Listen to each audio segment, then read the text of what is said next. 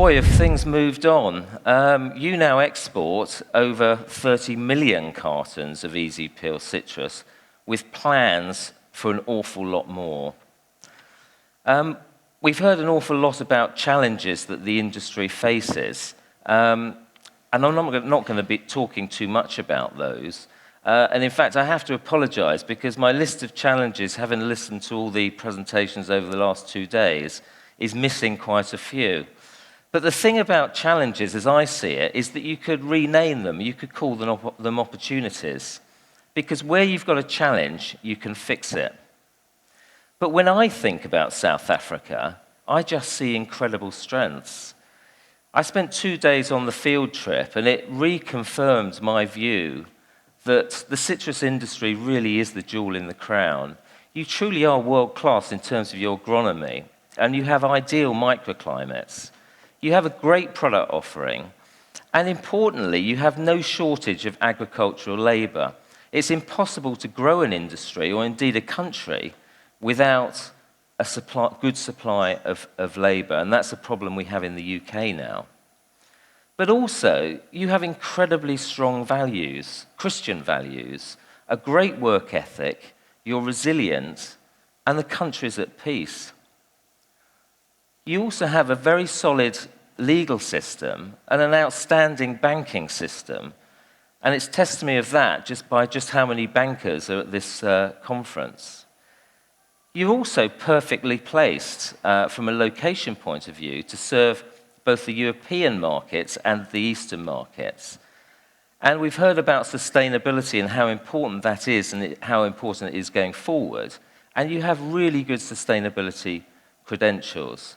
But finally, I've been so impressed by the quality of your trade association and the collaboration within the industry with everyone working together for the good of all. And that is a huge strength of your industry. This chart shows fruit production throughout the world. And to use an analogy, growing citrus is a bit like driving a car. It's really difficult when you start, but when you get the hang of it, it's surprising how many people end up doing it. So my question here is, what is your point of differentiation? And I think that is the key point.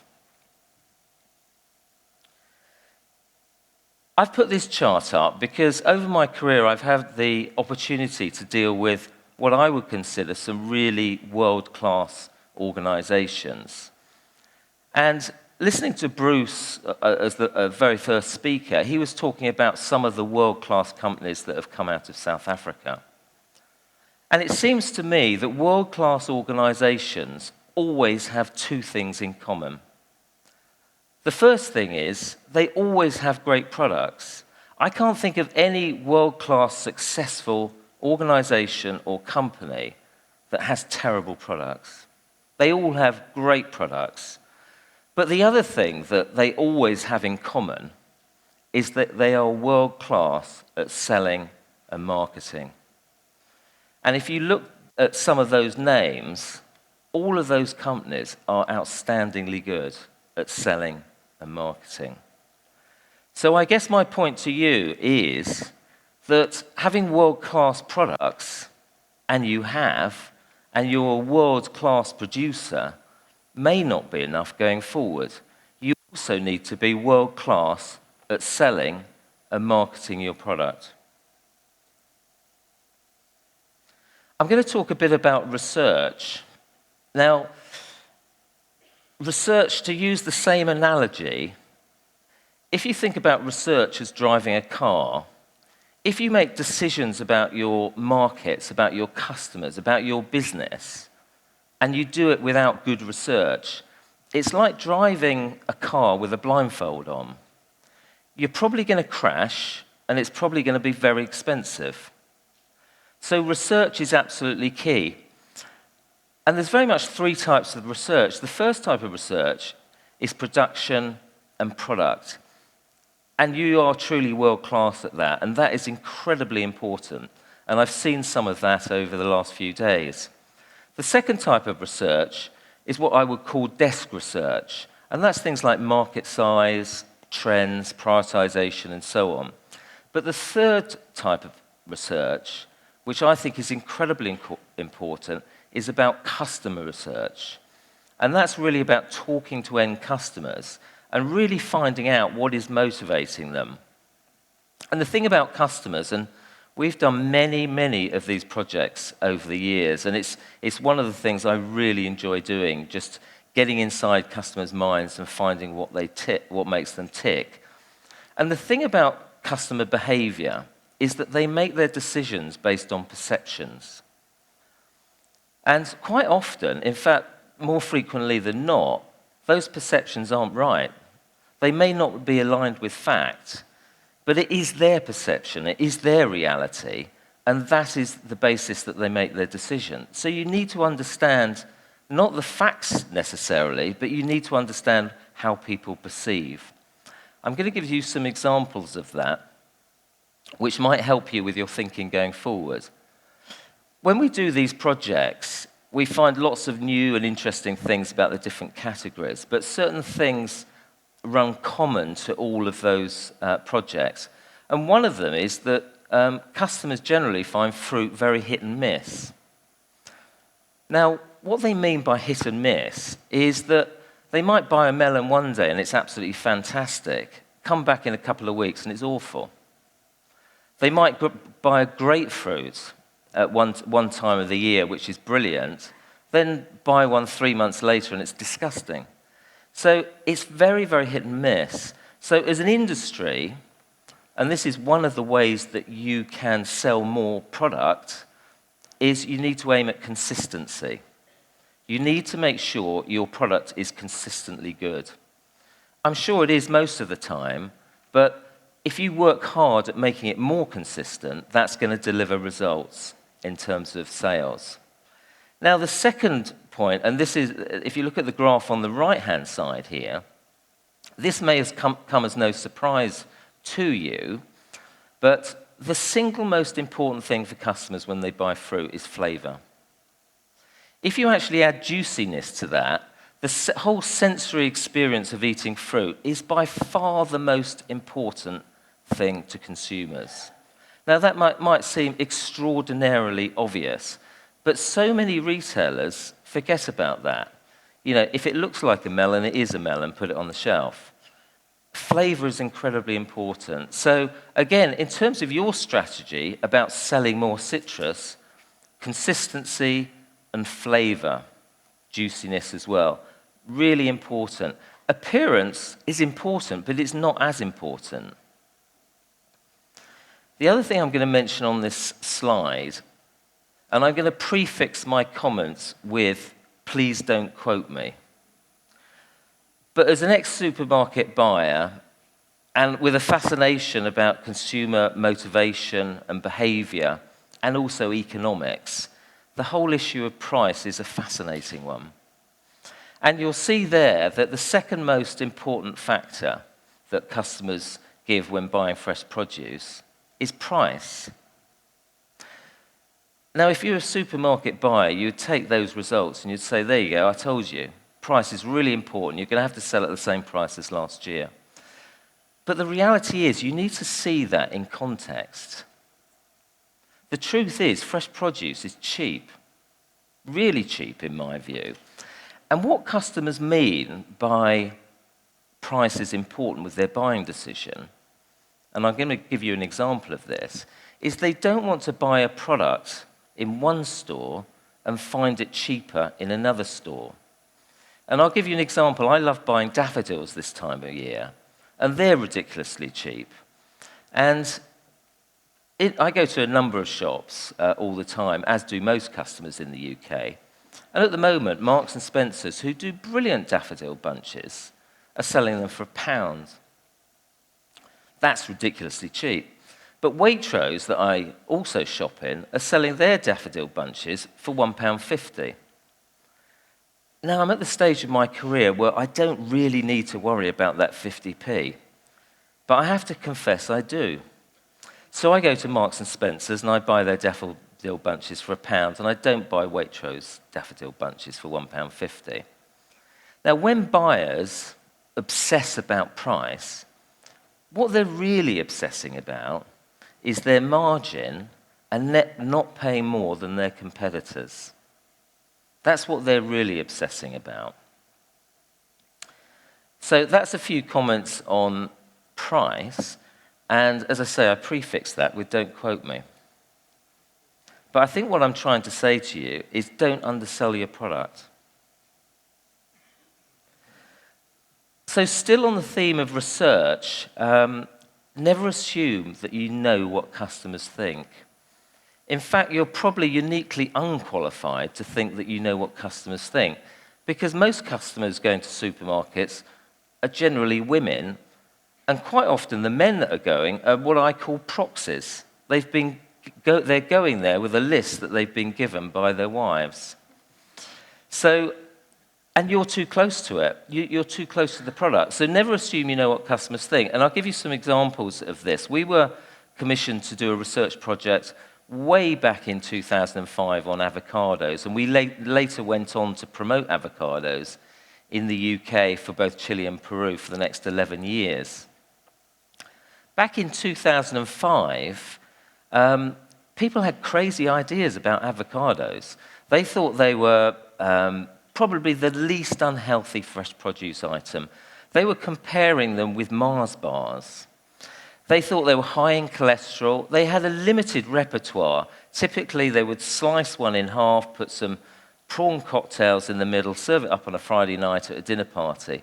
And that would probably give the guests a heart attack. But it would also probably be an unripe avocado anyway, so anyone that tried it would be put off by it. Weight Watchers has actually banned avocados. You roll on almost 20 years, and now just about everyone knows that avocados are a superfood, highly versatile, absolutely delicious, and full of nutrients. So things can change quite quickly. So growing demand of South African citrus. The first point I'm going to make is if you don't do it, no one else is going to do it for you. Retailers don't do any product promotions. They really don't. And actually, the category managers don't do it either. They do have marketing departments, but they market their own brand. And the category managers don't really have marketing budgets. So if you want to promote your product, you're going to have to do it yourself. That doesn't mean you've got to pay for all of it yourself, but you've got to initiate it. The category managers will contribute, and actually the retailers will contribute as well.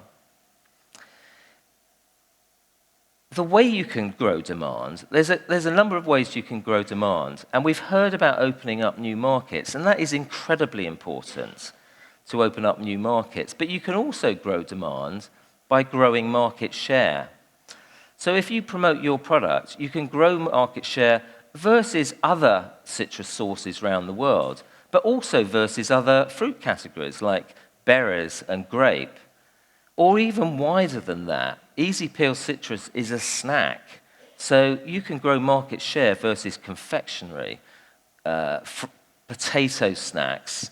So you can grow market share, but you can also grow the total market. You can make it a bigger market and a more attractive market.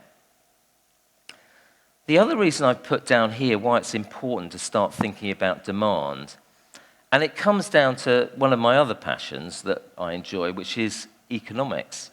And the laws of microeconomics say that price is determined by supply and demand.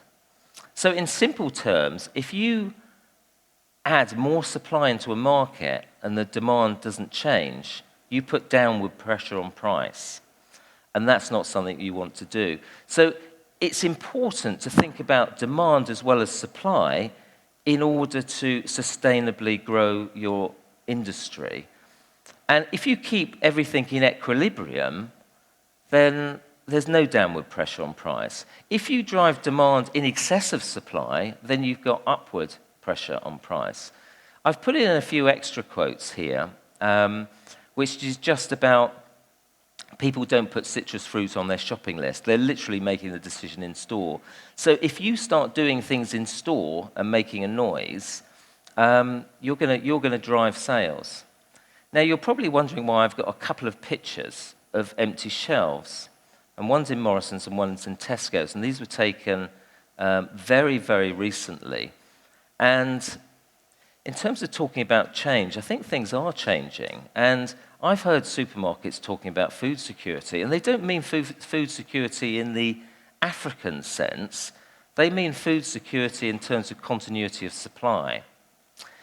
And I'm going to make another comment about, as an ex-supermarket buyer, there is one thing that is more important to a supermarket buyer than price, and that is availability. They are tasked to achieve 99.8% availability. So this tomato, pepper, and cucumber fixture, that is not good news for that buyer. He's making no money and no profit from those empty shelves. And that's something that is worrying the supermarkets. Now, some of it is to do with climate change, extreme events in Spain, Northern Africa. But some of it is to do with producers who have glass houses in the continental Europe and in the UK, looking at historical prices, looking at the cost of heating a greenhouse, and simply deciding that it's not viable. Now, going back to the laws of economics, there's only one solution to that, which is supermarkets are going to have to start paying more for the product. And as I say, fresh produce is cheap. One of the products I think about other than daffodils is pineapples. You can buy a pineapple, a large pineapple, in perfect condition, perfectly ripe, in Marks and Spencer's, all the way from Costa Rica for £1, sometimes less than £1. That's ridiculously cheap. I live in Bury St Edmunds. We have a brewery there called Green King. I go to the pub and buy a pint. It's £5. I mean, it's flavoured alcoholic water, and it comes from 200 metres away. But a pineapple, revered in Victorian times so much so that they built statues of them, is £1 from Costa Rica.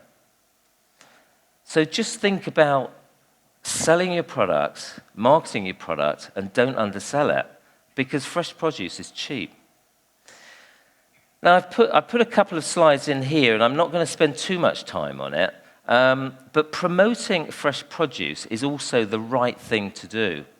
The truth is, over the last 30 or 40 years, governments, produce industries have allowed branded, ultra-processed foods to dominate the promotional space. Now 67% of people in the UK are either overweight or obese, and that's the same story across many developed countries. We have a huge NHS bill, much of which is spent on treating avoidable lifestyle diseases. Have a look at this one. In 1980, 58% of UK household food expenditure was spent on fruit and vegetables. It's now only 26%. People need to eat more fruit and vegetables, and they need to get more exercise. When I was growing up, there was a fruit and vegetable shop on every high street. There aren't any now. And what's been happening? Well, these manufacturers of ultra-processed foods have been throwing loads of marketing money. McDonald's spends $650 million on advertising worldwide. If you go into a petrol filling station in the UK, you don't see any fresh produce. You're just surrounded by crisp, confectionery, sugar, ultra-processed, high carbohydrate and fat. People need to be eating more fruit and vegetables and understanding the reason why they should do that. So what can you do about it? I've called this the power of new, because when you look at effective marketing, so much of it is about new. When you look at really successful, world-beating organizations, they're never standing still. They're always doing something. And as I say, the very best and most successful, great products, but they're great at selling and marketing. You take Apple. They launch a new phone every single year. It looks exactly the same as the one last year, but it's got a few tweaks, and people fork out another £1,200, £1,300. These people are very, very good at marketing. So the power of new is kind of what it's all about. But when you promote, you've got to have fantastic content. Quite often that is image-based, recipe ideas, really engaging with consumers, telling them why the product is so healthy, why they should be eating it, how much care goes into producing it, the fact that it's absolutely delicious, and all the things that you can do with that particular product. These are all the things that we can do with fresh produce. There's a lot of tools in the toolkit, but nowadays we tend to work with quite a lot of influencers who have big social media followers. These can be very, very creative people, and things can really go viral. I'm going to give you a few examples of this, just to give you an idea. This particular influencer we used just last year, and the brief was to promote Thai gastronomy, actually. And she did a lovely piece of content for us, and it just had a huge impact. It actually reached about 2 million people on Instagram alone, so I'm just going to play you that. Ready for this?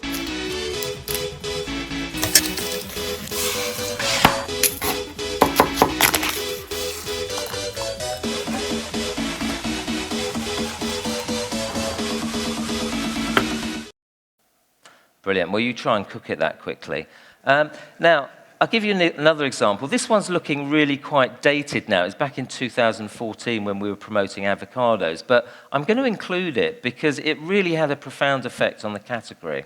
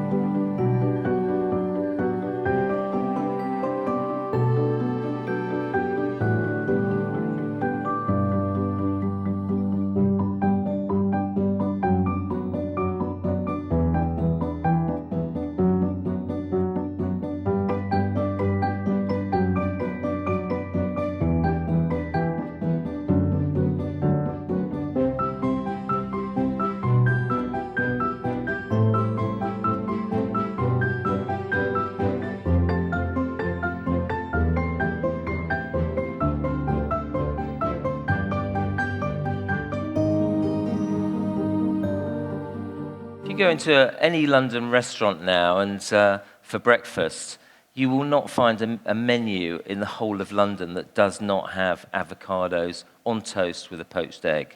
And that's the sort of thing that you can do by coming up with ideas and suggestions. This is another little tool in the toolkit, supper clubs. We get some of these influencers and bloggers together. We have a dinner, and we get a celebrity chef or another influencer to just go crazy with the category, come up with loads of different ideas, and we end up with this huge social media fest of images and ideas spreading out and reaching people. The traditional consumer and advertising and PR is still important, and don't forget the trade, just in terms of telling them what you're doing and what your USPs are. Things like infographics, recipe books, supplements, these are all mechanics that can be used. But the key thing is that an integrated approach is the way to go. And we've always had this philosophy that put something together above the line, but also work closely with retailers. I kind of call it the chicken and egg thing, that you go and see retailers, they're delighted that you're doing something to promote the category, and you then have the opportunity to say, right, what can we do in store? And that's when retailers will often contribute. It could be extra space, it could be investing their own margin, but an integrated approach is always the best way. So these are some of the things you can do with their websites, but I love the things that are in store, things like freestanding units, this one's for Spanish cherries, on-pack offers, love those, because they last for such a long period of time. So definitely an integrated approach. But the other good news, and I will end on a piece of good news, citrus is literally the best category out of the whole of fresh produce to promote. The reason for that is, bizarrely, is because of your packaging. So if you want to have offers on pack, you can take one of those gyrofilm slides and put the offer on pack. Here's some examples of some of the ones we did for Jaffa in Tesco's. So things like holiday offers, car offers, linking up with brands like Disney to encourage children to eat fruit. All of these things work really, really well with citrus. So that's pretty much all I've got, and I think I've hit my time slot. So thank you so much for listening to me. And just in summary then, I would say that having world-class products may not be enough. You probably also need to be world-class at selling and marketing. And also, if you don't take ownership, don't expect someone else to do that for you. And to grow sustainably is about not just growing supply, but also starting to grow demand at the same time. Thank you so much for listening.